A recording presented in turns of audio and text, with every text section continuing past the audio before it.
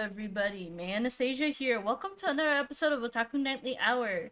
And this is a little bit of a sudden one. It's actually The kind of breaking news. This is I'm happening fresh off the press. so some of the recordings are gonna get out of order and such like that and everything. But we wanted to get this one out right away because of how the context is, and everything. And that is in regards to the Pokemon leaks. The Tera leaks. The Tera raid leaks. That's what I'm calling them. I think they're called the Terra Leaks or something like that, are they not? They're called the Tera leaks, but I mean, I think the Tera raid sounds a lot funnier because that's both the term you use to describe the Tera raid battles in Scarlet and Violet, and a terabyte's worth of data was stolen illegally Yeah. from Game Freak, so it's technically a raid, so you can call it a Tera raid. And you should still technically be fine if you're vague enough with what it is you choose to say And in what context. the topics that we're gonna talk about them is not because like my god they exist kind of thing, but more in a sense of like we're gonna discuss like the understanding of the concepts here shown from the leaks that we could talk about verbally, why they exist and such like that, and get an insight of like the thought process of when they were created and such like that, because they had to be created for a reason other than total like Unle- BS and stuff like that. Because here's the thing, this is a Disney I levels was of gonna like, mention Disney and the Vault, yeah, this is in Disney Vault levels of like random stuff that Disney does not want to see you or at least see we and hope it's stuff like not. that uh and everything. It just Pokemon doesn't want to show these because they're technically incomplete stuff that they don't want to present and such. It's not they're ashamed of it, they're just like, this isn't really worth showing for you all kind of thing, you know? It wasn't meant to be released in this state. I mean, there could have been more things elaborated upon them, but they never got around to Refining and them. stuff like that and everything, or like it wasn't really necessary to put them into the games that they were featured in, such as um the first topic is looking at concept designs of like the original Pokemon's designs, as well as some trainers as well and such like that that we get familiar with that we do now. So this isn't like a situation where, Ooh, by the way, yeah. Cacturn in its beta Pokemon design phase, absolutely nightmare fuel, but I would absolutely love to see that design be reused like in an indie horror game because it has all the right aesthetics for it. 100%. But What we got anyway, now is still terrifying. I feel like whatever Pokemon Dex entry they came up with it back in the beta phase probably didn't change all that much. They just made it more child friendly to look at. Everything else is still as nightmare fuel as it was probably originally intended. yeah, probably. But like as I was saying, this isn't like Disney situation, which for some people who know, but I'm gonna break the news to you. Disney has a Wait, wait, wait, bunch. wait, wait. Say it in a child-friendly way, just in case. We're also going to Disney remove that word I just used because YouTube does not like talking about adults who are not adults yet. In any way, shape, or form, you will get nuked. So just you know, Disney Disney has a bunch of art that they are not going to show to the public, that they are ashamed of and such. And that's because in the contract for a lot of Disney artists and animators is that any art that they make under the contract will belong to Disney and such. Even if, say, like I worked for Disney and I have my own concept of characters that I want to make on my own free time, like make my own comic that I don't plan to give to Disney because I know they won't approve of it and such like that and everything, such as May Anastasia and such like that. I know Disney won't ever license May Anastasia into like a series or to a concept and such like that and everything. So I draw her on my free time and stuff. My contract says now it belongs to Disney property. and you have no choice over that. Because I signed the contract to my work and stuff like that. It doesn't even matter if I'm on Disney property or not. I've signed that contract. Everything I draw from then on out until my contract is done, it belongs to Disney. So, as a means to protest towards the company, Disney artist makes art that Disney does not want to show because they are definitely not appropriate for For all Pokemon, audiences. and such like that. All right, but that kind of brings up a different question altogether. Like, what if you were working for Disney, but then you took like a private family vacation trip elsewhere, made a few little doodles, and then you kind of just kept them to yourself and your family? Like, Hmm. can Disney just how can Disney catch wind of that, break into your house, and then just kind of like take that? Like, Disney if finds they a don't know way. about it, they Disney can't, right? Disney finds a way, and such like that. They But know you anyway, booked a hotel to this place at this location at this day, and they knew exactly by talking to all like the guests there and all the employees that you had a pencil on hand that day that they saw you. So what do? They ransack your home, they take your artwork, and boom, now it's in the vault. Believe it or not. but in this case, the Pokemon Terra League is not that. It's just stuff that they didn't think was really polished enough to show to the public, such as a lot of people have been very fond of Mudkip's original design for from his concept art, because honestly, I'm kind of into it. I like the rabbit like inner tube design that they had. It was kind of cute. I do find it a little weird though how they had pretty solid ideas what Trico and Torchic would have eventually looked like. Mudkip would But never have existed the way that he looked if they went with the but original design. but I do have a question though, because we've seen rabbit and bunny designs in Pokemon. This one looks to be a little bit more like on the like somewhat a little bit more realistic side of things. Like, how did that happen? They have like a semi sketch out drawing of a water bunny, but then they got like cartoony looking designs for a chicken and a gecko. But remember, this was like we're at Gen 3 at this point. They're still trying to define a style for Pokemon outside of like what Gen 1 was, which was more mythical creature kind of thing. Well, and real life animals, because you Mm-hmm. have insects, bug type Pokemon that are just literally bugs. There's nothing mystical or fantastical about them. Yeah. It's not until you get to like, Pokemon like Gyarados on the Pokedex entries where things start getting a little more creative, a little more unique in their Yeah, design. and such like that. I think they were still trying to define a style that they wanted to hit that were very Pokemon esque and such like that. Don't get me wrong, the design's adorable. I love it and everything. And I love the fan art that has come from it of like people trying to headcanon what the evolutions would have looked like for the original Mudkip design. But definitely this was genuinely probably just the director saying, nah, we need something else and such like that, like Well, something more vibrant. Because here's the thing, I think what they were trying to do was really emphasize that, because right, I think this was the first um Game Boy Advance or Game Boy Color game that they were gonna hit the shelves with. I recall Pokemon Ruby and Sapphire being on the Game Boy Advance, or was it the Game Boy Color? I think it was the Advance, but it was like the new on the market, and they really wanted to emphasize the graphics. The latest, yeah, like, it was the latest console at the time. Yeah, and Pokemon's always usually one of the ones to like really demonstrate the Technology of technology the that they have at the time for the consoles and such. So probably it was just them getting out of the phase, because if we looked at the original beta design of Mudkip, it leans more towards the original Game Boy, where it only worked with like three pixel colors, which is white, black, and whatever single color that they could have worked with and such like that. blue. Blue, green, and such like that, and everything, and red, and such like that.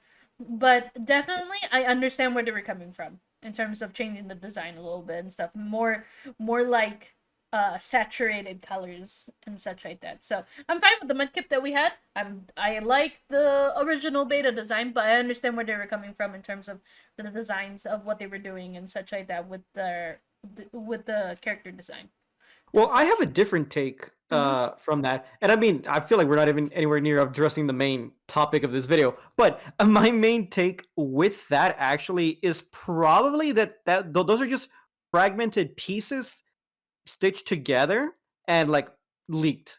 online. There Yeah. was probably a whole lot more process to it. The fact that we have two almost finalized designs and one completely scrapped design that never even saw the light of day in any way, as far as we can tell, shape, form, or idea outside of bunny and the concept of water, because we have both things in Pokemon very prevalently.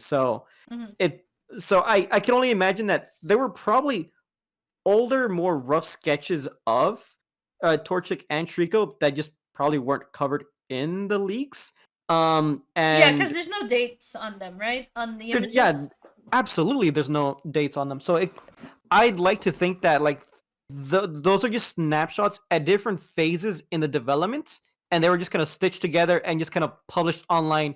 First off, without Game Freak's consent. So if they wanted to publish some kind of like 30 years of Pokemon art and game development collector's edition art book, I feel like they definitely could have done that and just published that on their own.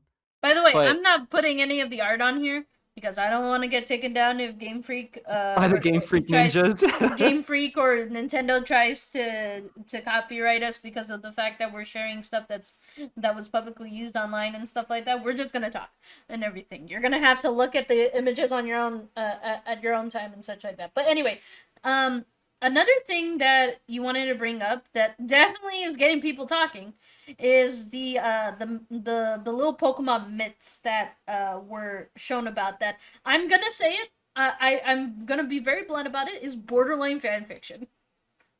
uh yeah. That was an interesting thing. I Mm, was we're like on what, day 3, day 4 that incident whole like the the Typhlosion situation is crazy, guys. since the leaks have flooded into the internet, we had so much stuff and everything about Pokemon and human mating We're gonna scrap that word. There were so many leaks, relationships. stories of them getting to know one another in the biblical sense. That's how they used to phrase it Mm. back in the olden days. They got to know each other. They did not leave enough room for Arceus. Uh, actually, that was something I wanted to bring up.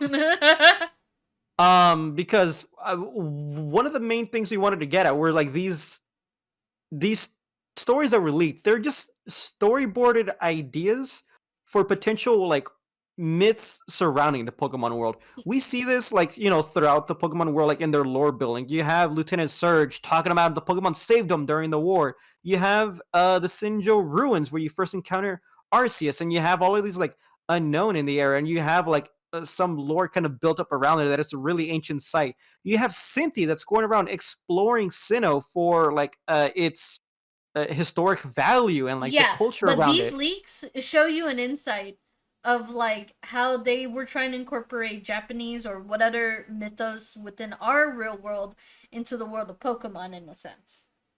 Absolutely. And I believe out of like some of the stories mentioned, someone had the impression that the Rapidash myth that was eventually scrapped, probably for good reason, I don't know, um actually played a little bit more along the lines of a Native American myth, in the way the story presents itself and the way it was written.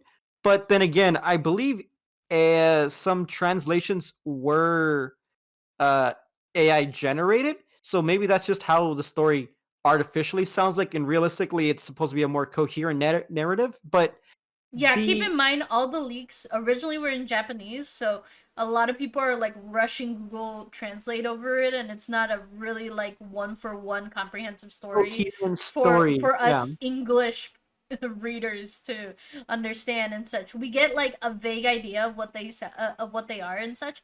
It's just not 100% and everything, and that includes uh some of the Pokemon that have come out of it not unscathed per se, and that is Rampadash, Typhlosion, uh, Slacking, Lapras.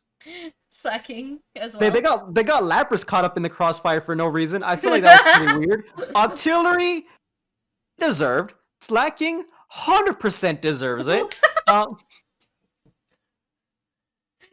But I find it really fascinating because it starts to make it sound like that Pokemon are treated more like yokai rather than like creatures that they live day by day with, kind of thing, and such like that. You know what I Yeah, mean?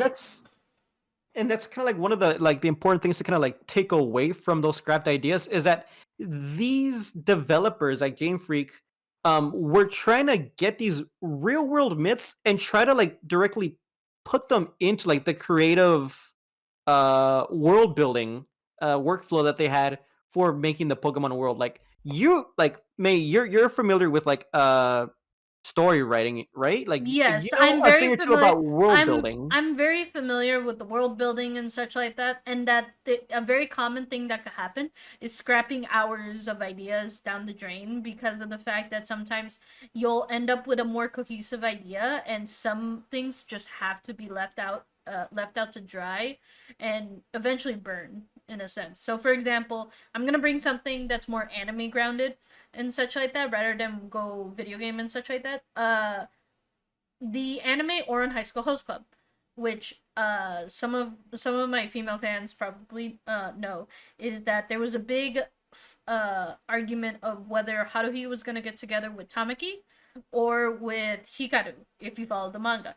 What people don't know is that in an interview, the author of Oran High School Host Club, the manga, had admitted that she originally was gonna get her together with Mori Senpai, who is a at best secondary character from the main cast and such, but they don't really have much interactions within the story and everything. And a lot of people are really utterly confused, like why that happened and such. Two reasons: one, the author really likes drawing them together, and two, the reason why it got scrapped was because she had a more interesting plot line between Haruhi and Tamaki together. So that's why that plotline was just immediately thrown out the window as much as she would have wanted it when she first initially made the concept. And I think that's also being reflected here on these leaks.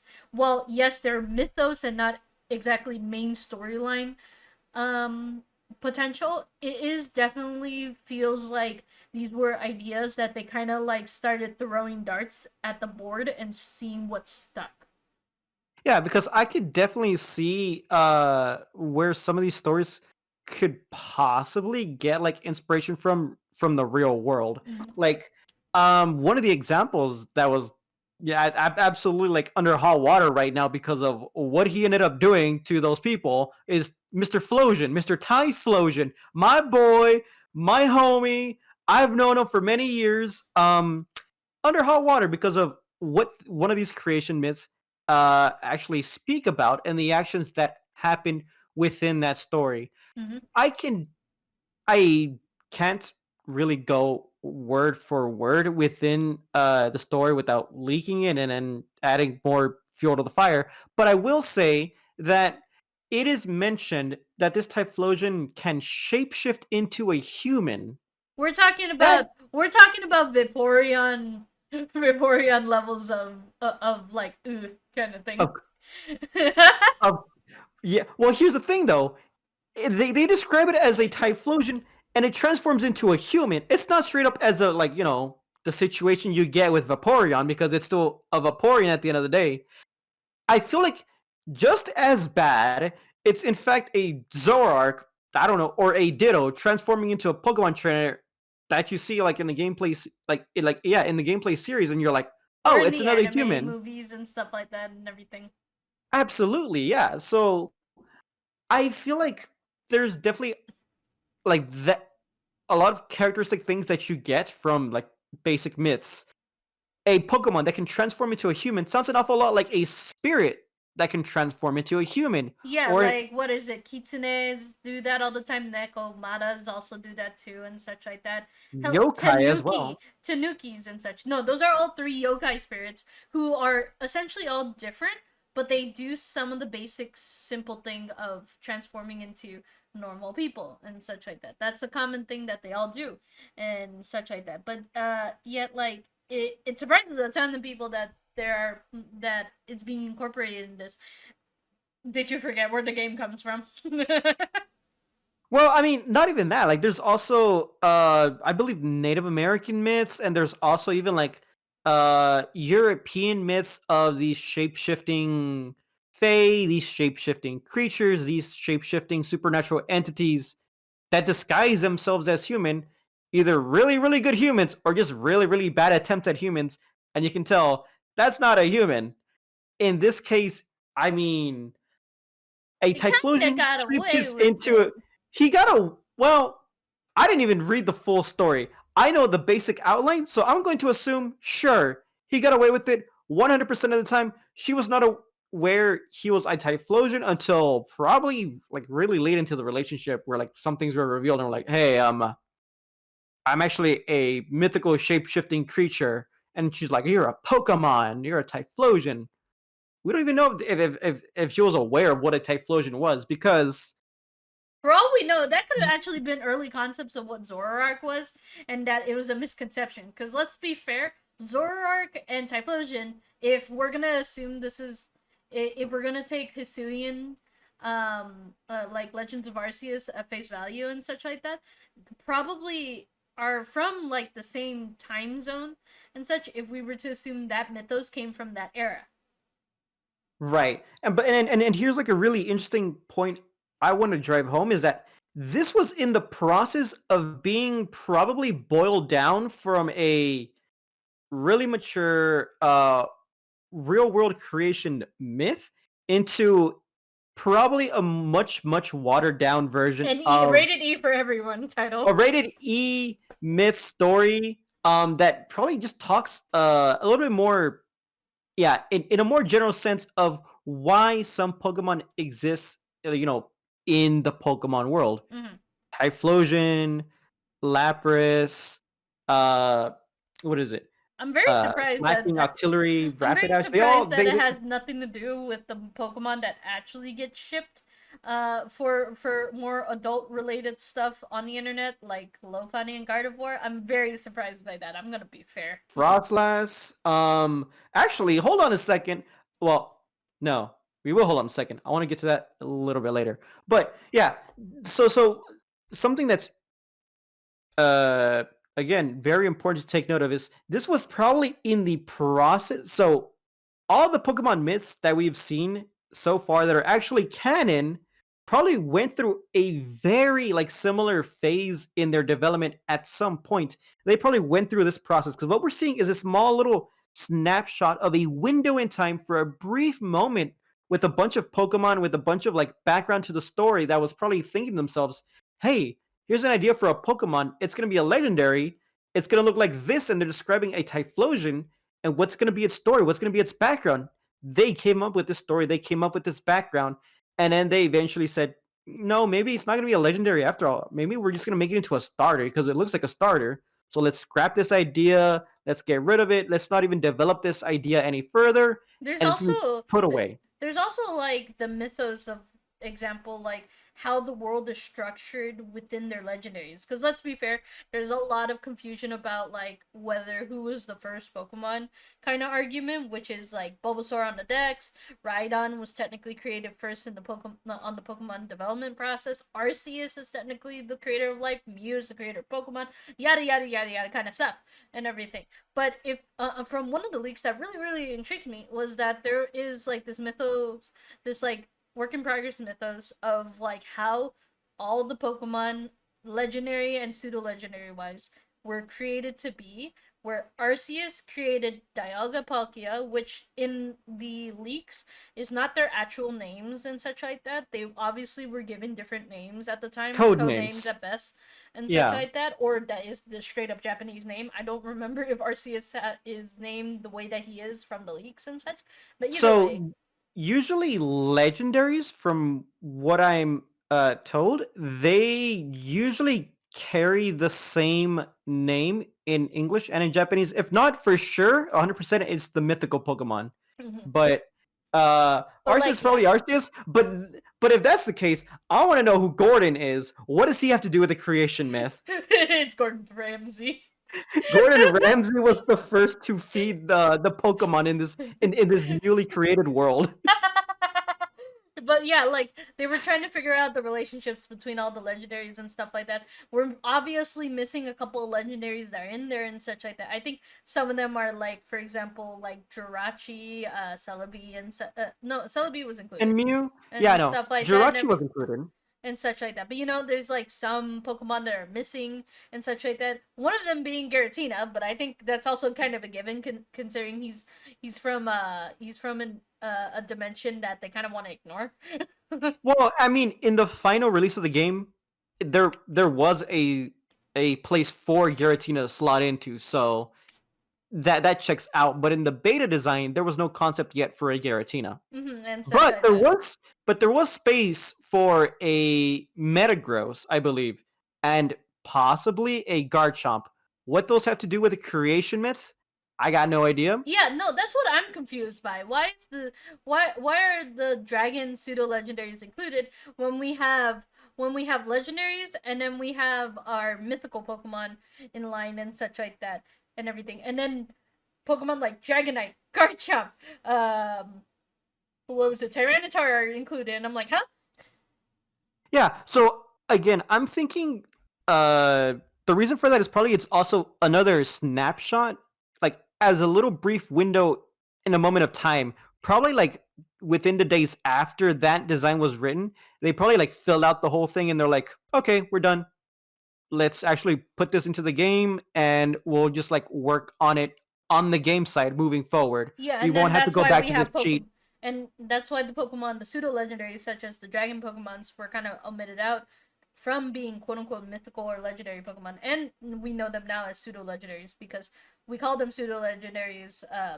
For your information, because they are Pokemon that are just as powerful, if not more powerful, gameplay wise than legendary Pokemon They're when on you par use with them. them. Yeah, and such like that when you use them, but they're more common to receive than if you were to go for a legendary and stuff like that. Actually, so that kind of uh to me it kind of clues in why there are even pseudo legendaries to begin with. So what that tells me is that at least from the gameplay like developers point of view, when they're trying to create their little mini mythos as to like how the Pokemon world is shaped and formed and why Mm-hmm. the why of it all, you have absolute pillars like Arceus, Palkia, and Dialga, but then you have like That could other supporting potentially have been deities. like just what it is, a myth and stuff. Because again, a lot of the times, if we're gonna take like from a passerby's point of view rather than Ash's journey, they don't believe that these Pokemon actually exist. That they're just like lost to history, kind of thing. Right. And then there's also like to keep going back with the pillars of creation, you also have like the other supporting deities. You have Regigigas, you got the Lugia, Entei, Ho-Oh. Lugia, You, Groudon, you got Kyogre, all all that of them. stuff. That tells me that they're probably like beings of something close to Arceus's level of divinity. But just like Arceus, they are mythical or they're legendary in the way that you can't really find them anywhere else. But then there are also other Pokemon that also deserve to stand by their sides, but they are able to multiply in their numbers. You have tons of Metagross, you have tons of Salamence, you have tons of Dragonites. You have like many of these pseudo legendary Pokemon that have a lot of power and they can breed. You can have more of them. Yeah. So maybe that's just to like help. If anything, it's kind of like how in Greek mythos we have like the titans, then we have the gods, and then we have the demigods, and then we have what is below the demigod. Because I know that they also have the demigods could also have their own children with godlike abilities, but Right. it's like a But I mean, quarter of it. yeah, but they don't really count for an awful lot in most of the stories, Yeah, but especially like here's the like not the thing. really popular ones. Yeah, but here's the thing. Like what I understand is that like the one below the demigods and such like that are probably our equivalent to our pseudo legendaries, where they became very common that they kind of didn't really have much stories around them. Yeah, and I mean, eventually those are lost to time. They are eventually forgotten because no one really carries those stories down the way anymore. And such like that, especially because they're very common and such. It just becomes a quote unquote common occurrence and stuff like that. Especially if you're like in Pokemon Black and White, where they have dedicated villages for Dragon Pokemon. Yeah, and actually, you talking about that whole like Greek mythos is actually going to play into something I'm going to want to talk about a little bit later.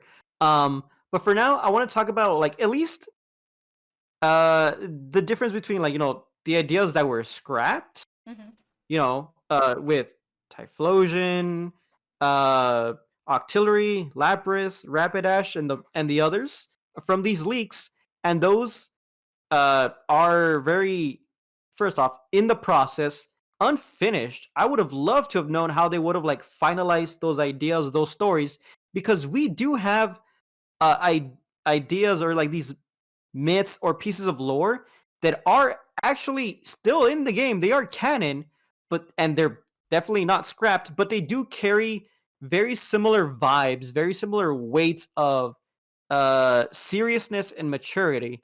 I know for a fact in Sinnoh, this is the most common example everyone gives. I'm absolutely having sick of having to say this specific example, but it's the in the Sinnoh region, in this one library upstairs, I believe there's like this one book in Japanese currently. It says that back in the days when the line between humans and Pokemons were still blurred, back when humans still married Pokemon and lived with them. That is, first of all, absolutely washed away here in the West. Second of all, that is still, I feel like, a remnant from that beta phase. Like, okay, we're not going to be talking about how the lines between humans and Pokemon were blurred back in ye olden days, but we still will allude to it briefly in a place that we don't expect any players to go visit, to go check out. And what do you know? The internet made an absolute mess of it. But also other stories that we talk about as well. I'm pretty sure this is just absolutely fake, but I'm pretty sure someone had mentioned that in the Alola region, a Pokedex entry from a champ says how it's a very popular Pokemon to have it in Alola for female trainers, and they don't specify why. People can probably piece together hell, why. hell, I've always wondered why is there like some Pokemon dex entries of someone trying to eat the Pokemon.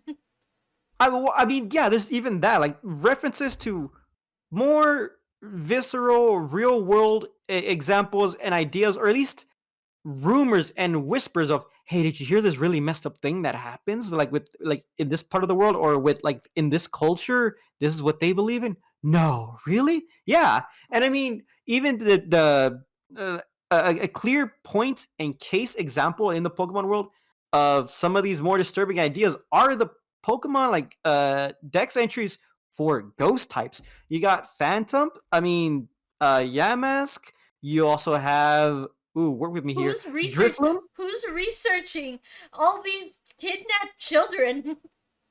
That's the thing, though. I don't think people ever really look into them. People just notice that these children go missing one day in the world full of Pokemon. And Hypno taking and luring Pokemon, luring kids, Abra, and Abra was a human at one point. Is what the the dex Pokedex entry, entries say about it.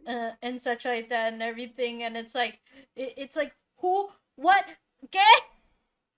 Something I feel like needs to be mentioned here is, are these dex entries being taken by an actual professional with the correct understanding and context of these Like, Pokemon? are Or we is it talking a about or like, are they like like scientifically proven facts or historical facts that someone did the research and had like evidence to prove of it, like these writings say that this is this, or are we talking about the equivalent of locker room chat? not, well, I was gonna say, or the 10-year-old protagonist writing fanfic about what they think a Pokemon does. This is a Pokedex entry for Pikachu. On sunny days, it eats berries and takes a naps. That's cute. I like that entry. And then they move over to Phantom.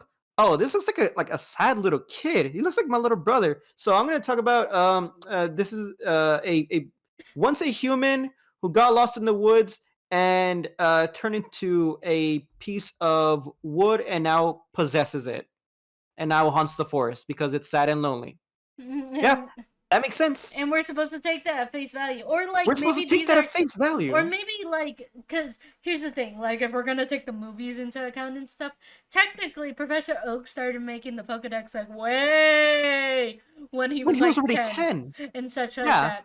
but you cannot make me think that like around the time of Legends Arceus, there weren't other Pokemon professors at least attempting to catalog by then at that time standards these vicious and You wild gotta remember, creatures but that you can gotta very easily remember hurt though. you. But you gotta remember that we are also the 10-year-olds running around cataloging these Pokemon and such like that and everything. For all we know, all the history that we have written down evidence wise from way back then were written by children themselves.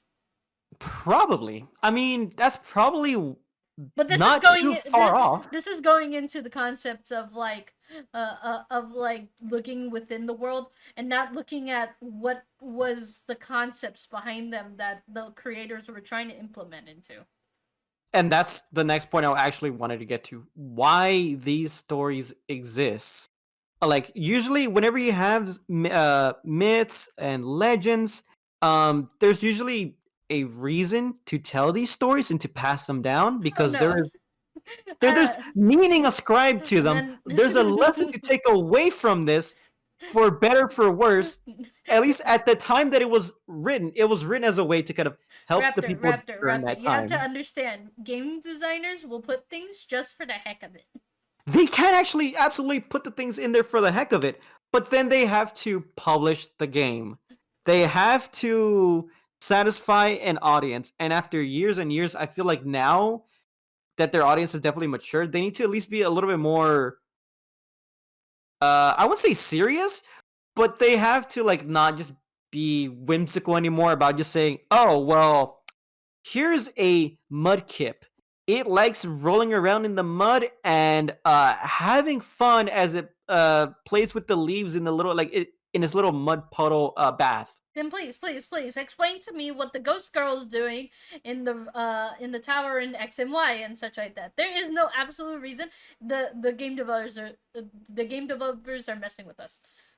I wanted to absolutely know what was up with that That ghost girl in ghost X and girl. Y. Was it in X and Y or was it like in black and white who was near this elevator? You No, go no, up to no. her and she talks to you and she's like, No, we're in 3D land. We're in 3D land. X and Y. "Okay," because I want to talk about the other trainer who was like, "Oh no, you're not that person.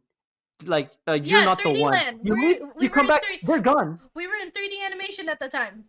Okay, cool. Yeah, and X and Y. What was up with that person? I hope we get to learn more about them in Pokemon ZA. And it's like, nope, we got absolutely nothing. They got nothing. That okay. If you're gonna go ahead and do a very illegal act on a company Can and we get expose them, answers to can you at least questions? can you one have done minimal damage to the employees' private lives and absolutely not dox them, and two provided more useful information as to who that person was that said you are not the one and then just disappeared. I would have loved to have gotten more information on that. That would have made the leaks a whole lot more bearable and a whole lot more a nicer ease on my conscience, let's say. But But, like, but okay. But here's the thing. I feel like with the leaks and such like that, we get an idea of like how all the concepts were decided. Because here's the thing. These again were all stuff that has been scrapped. None of this stuff is stuff that we already know within the game itself and such like that. It's more like an interesting behind the scenes to see, oh, well, the process. I didn't know this trainer was originally gonna be a brunette instead of the blonde that we know her to be and such like that. I had no idea there were big booty Latinas in the world of Pokemon either. Yet here we are. But like, here's the thing. That trainer caught me so off guard when I saw that. I was like, huh? Wait a minute. Cherry, Wait, look, I'm gonna them? be fair. I'm gonna be First off, fair. I'm gonna be fair. Sharon needed more time to bake in the oven, based on the concept art. I'm very glad we got the Sharon that we had today. The He's black one and of white or black and white 2? he's one of your rivals for black and white. Oh no, no, I'm absolutely aware. But I mean, from black and white or black and white 2, because over the span of 2 years, he grows and he develops and he matures. So Yeah, I'm like, yeah, I but mean, I like, do meant you like the mean original concept to what we got now and such like that in terms of both forms and stuff like that. Yeah, conceptually, I think he needed to bake a little bit more and such like that. So good. Like you are personally, rude? from a I think design he from baked plenty by black and white 2. no. Have you seen the concept art for Charon? No, but you can show me that after the recording is done. Now that you mention it, I kind of want to take a look at some of the character designs. Other than 18 plus Latina trainer, I want to see this Charon person you're talking about. Yeah, but like, okay. So here's the thing, though. After all of this and stuff like that, what can we take away from the early ideas that we see from these? I don't know. There's still one more point before that we haven't gotten Okay, to. okay, okay, okay. What do you want? What do you want? Tell me now, or you're gonna keep moving on. How do we rationalize these scrapped myths as if like they weren't ever really scrapped to begin with? Because, uh, again, to emphasize, they're not putting in these stories just to make you feel really weirded out or creeped out. They're doing it to kind of like help fill in the world that this story kind of takes place in. There's a reason to these stories. There's a reason to these ideas. I feel like at least for these scrapped ideas that never were meant to be, if they somehow were actually put into the story, it would recontextualize a few things in the Pokemon world. One, there's a reason why professors tell you don't walk out into the grass alone or you will get attacked by a Pokemon. Typhlosion is probably a really weirdly loose allegory for Red Riding Hood. I can You can definitely see some connections there of lying, deceit, um, female, human, animalistic, male. The meaning behind. Do you know the meaning behind the Red Riding Hood story? Do you know why that story even exists in the first place? Wasn't it to like not talk to strangers? Yes, absolutely. Yeah, stranger danger was the main idea behind that story, and a few other things about being uh red cloak, sign of innocence, all that stuff. Um, there is like very similar things we can take away from these other ideas as well, and I feel like even uh even if we don't go down that route, I can definitely see how these quote unquote storyboard ideas probably would have painted some of these Pokemon as more mythological Pokemon. Probably these Pokemon we could speculate were probably going to be legendaries, and they were probably going to have their own backstories and their own roles in the environment that they were supposed to have, govern, rule over, and have these stories kind of painted to them. Granted, they probably would have been heavily watered down, but you could probably still piece together a very similar vibe from them. Typhlosion probably could have been a basically what Zoroark was, but legendary and a few generations early. And I feel like to recontextualize some parts of the story, how do we? My biggest gripe and the whole reason why I even wanted to start this video was how do we know what a Typhlosion is if in the end of that story it says, and this is why there are now Typhlosion that exist as Pokemon? Like, then what was that thing in the story? Mm-hmm. If that wasn't a Typhlosion, it was something that shapeshifts into a human, but they also said that that was a Typhlosion. I'm I'm skeptical of that claim, and I'm willing to bet it was probably a Pokemon that naturally shapeshifts, like a Zoroark, or B, what you had mentioned a little bit earlier, along with like the whole Greek pantheon. It was probably an Arceus. It would not surprise me if Arceus, because look at Arceus's behavior in Pokemon Legends Arceus. He does not care that he took you away in the middle of the night when you were already like fast asleep. He just straight up says, "Oh, I'm gonna kidnap you real quick. I need you to go back in time and resolve an issue I can fix, but I'm gonna leave you to do on to do to fix on my behalf.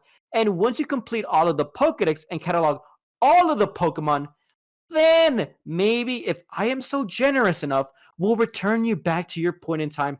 There is no evidence he didn't do this. He didn't promise or do that for Ingo from Black and White. Like we don't ever get to find out if he ever sends him back home. Granted, I have not been in the game, but something leads me to believe that he's not a benevolent entity. He's not a caring deity. So I'm willing to believe that these scrapped idea myths, absolutely, I'm going to blame until there's further confirmation that these were the actual Pokemon at the time. These were all Arceus. It was Arceus basically playing Zeus. Either Zeus straight up going to these people and doing these things, or Zeus basically disguising himself like a duck or a bull and doing these things. But here's the thing. I would put it past them. I also love seeing that a lot of people are focusing obviously for the video game aspect of it, but we also have to remember the guy also took a bit of space on the terabyte for the anime. Oh, he did? I wasn't aware of that. Yeah, so there are some concept arts for like character profiles for Pokemons and stuff, such as Mewtwo and everything. And the original design for the rival Paul from the Diamond and Pearl anime series. Fascinating. And oh, do you have it here? Yeah, I sent That's you the Paul? Charen. That's supposed to be Paul. He doesn't look too dissimilar from Charen. Actually, now that I have both of these two like side by side, that's kind of funny. No, yeah, and stuff like that. Like that's the Charen for the anime and stuff like that. And they even have like concepts of like what originally would have been the Diamond and Pearl logo cover art for the anime and stuff like that and everything. And there's Paul on it too for some reason and such like that. I freaking guess and everything. But anyway, away from the point is that these leaks are, while entertaining for what the fandom has come out of, we also have to understand under the guidelines these were scrapped ideas that people are taking as canon. Raw, unfiltered, unrefined, scrapped ideas that were never even going to like make it to like the end table, as they currently were. But yeah, people are looking at this and saying, my boy Typhlosion did what? Are these allegations true, Mr. Flosion? Was she really like, so and so? Are you really the perpetrator here? Like, what is happening here? Why are you so messed up? Like, you gotta keep in mind, none of this is canon. Absolutely not. But again, if we were to try to rationalize these, they probably wouldn't exist in these exact forms we see them as. They probably wouldn't even be applying to these exact Pokemon as they currently are. Well, minus the slacking. I have high suspicions about that one. I absolutely believe Slacking did those things. I absolutely believe 100% that guy deserves to go to jail. But is it like an O.J. Simpson kind of thing? I have no idea. No, I'm not gonna think about it. Probably not. But still, like, if nothing else, this is a really interesting insight into how Game Freak goes through their development process of grabbing some random idea from the real world, probably Loki getting freaky with a horse, and then boom, now you got a horse with 8 legs. That sounds like an awful lot like a spider to me. So Pokemon comes out with a spider horse looking Pokemon. Blame that's Loki. Gonna be terrifying. That's gonna be hell terrifying, man. Okay. Not a horse-sized spider, but what about a spider-sized horse that just happens to have 8 legs? Still, blame Loki, and we can probably get like the raw idea as to what they started with and how they ended up finishing it. It's for general audiences. It's supposed to be a little bit more whimsical, a little bit more fantastical sounding instead of just, he did what with a horse? That's kind of messed up. Let's not do anything like that because that is weird, the road unethical, and to throw them on Twitter and let them burn at the stake because that shouldn't exist. And it's like, but I like the tiny bug idea. Do you want to make another tiny bug? And it's like, and that's how Joltik was made. But like, here's the thing. But that's the thing. It's like I understand going through like many rough character designs and stuff like that, writing different interpretations of how I want the stories and such from a creative standpoint. I understand where all these scraps have originated from. It's just that I don't think anyone should really take them at face value as canon because that's what they are, scrap ideas and such like that. Yeah. They are the stuff that every creative throws on the board, hopes it sticks, sees that it doesn't stick, and tear it off and throw it in the trash. I believe it. So yeah, I think that's really much more of like a consensus of what we believe the like to take away from the leaks and such. Is there anything else you wanted to talk about before we go? So to briefly summarize everything we've gone through, unfinished ideas, unprocessed ideas, if they were ever finished or processed, They wouldn't be be, this. if they wouldn't be this, and if they absolutely were these, with not a lot of adjustments or changes, I'm absolutely gonna blame Arceus for it. Every single one, except for Slacking. Slacking deserves it. And these, I mean, it's just a really good thought experiment we had with this. A lot of mental gymnastics we went through to try and like really think about these ideas. Like, add, yeah, just think, which I'm completely out of. All That's it. right. So thank you again, everyone, for joining us. Sorry for the sudden out of order episode, but we really wanted to talk about the leaks because it's a very hot topic that we really do want to talk about. And until next time, everyone, we hope you have an Otaku Nightly Hour. Bye bye. Blame Arceus.